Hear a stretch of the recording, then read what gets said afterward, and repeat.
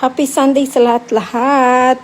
Dahil alungkat-alungkat na naman tayo kasi nga kumikita ang kabuhayan. After nung Hilton na yun na upload ko is bumalik siya sa UK si Beton kasi nga nag-apply ako ng tourist visa which is na-deny naman ako. So, ang ginawa niya, 2 weeks lang siya doon, bumalik ulit siya sa Pilipinas at nakapag-desisyon na lang kami na mag-travel na lang kami sa Asia. At ang unang bansa na pinuntahan namin is Kuala Lumpur.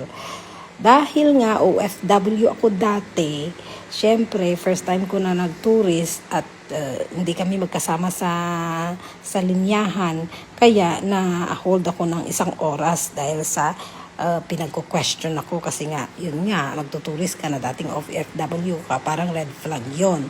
So, yung nangyari, binalikan niya ako, inanap niya ako at siya ang sumagot doon at todo support siya. At time yun, dahil nga, bago pa lang kami kinasal, wala pa akong dalang papel kasi nga, parang weeks pa lang ata yun. So, yun, yung pumunta kami doon, ang unang-una namin pinuntahan is Batu Cave, which is 1 hour sa hotel namin. Kasi yung hotel na kinuha namin ay nang lapit-lapit sa airport. Yung layo-layo pala ng city. 1 hour ang biyahe. Buti na lang expressway.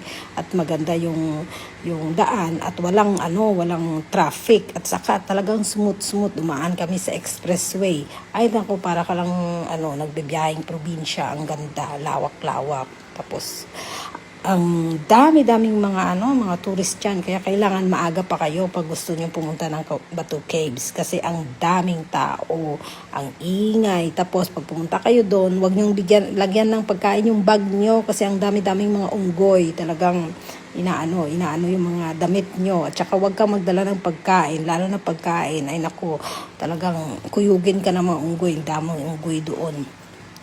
Yan, ang ganda ng place. Ay naku, taas-taas pala. Diyos ko, pinagpawisan kami bago kami makarating doon sa taas. Bago kami pumunta doon sa taas, dumaan muna kami dyan sa gilid na temple. Ang ganda kasi kailangan mag-wish ka dyan. Siyempre, kami nag-wish ng forever. Di ba?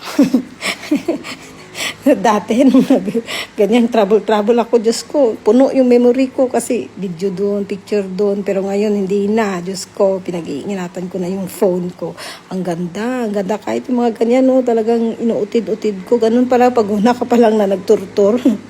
Yung utid-utidin mo na yan, video, picture, pero ngayon, hindi ko na ginagawa yan. So, dami-dami ba naman, at saka almost 2 years na rin kami nagtatravel. So, ang ganda dyan. Ayan, napagod siya sa kakalakad. At ang init. Ay, nako, tsaka siksikan. Bago ka hindi pa kami nakakyat niya na napagod na siya, diba? Yung iba dyan, nakaupo lang. Ang ganda ng place. Ayan, paakyat na kami doon sa taas. Ano ba to? Pag nagpicture siya sa akin, lagi na lang ayan, nakyatin namin yan yung taas na yan doon. Mataas at mahaba. Diba? Ayan, diba? Ang daming unggoy. Kaya ingat.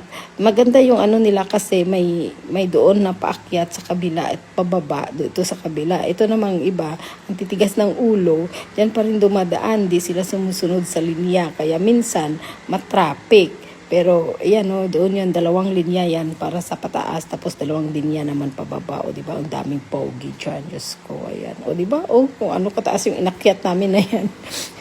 Para kaming mga, syempre, first time, gusto lahat puntahan, gusto lahat yung pati unggoy, di ba? Picturein pang tinggoy. Ay nako. Tapos bago ka makapunta doon sa loob, pag gusto mong bumili ng mga souvenirs diyan, dumaan ka diyan, bumili ka, gusto mong inom ng tubig, pagkain, yan, kumpleto sila diyan. Tapos, ang ganda, may mga temples doon. Tapos, ang ganda ng mga yung mga cave ng mga dyan, ayan, ang ganda. Ang lawak pa yan, papunta doon sa taas. Tapos, akala ko, yun na yung last. Yung pala, aakyat ka pa pala ulit sa bundok na yun. Hindi na ako umakyat doon, kapagod nga ang mag-akyat yan. Mag-akyat na naman sa isa na yun. Sabi ko sa kanya, ay, wag na. Tama na yan, dito na lang tayo, Diyos ko. Wala naman tayong price dito. Di ba yan? Yan yung last doon, parang may butas ata doon kasi yan mataas na bundok.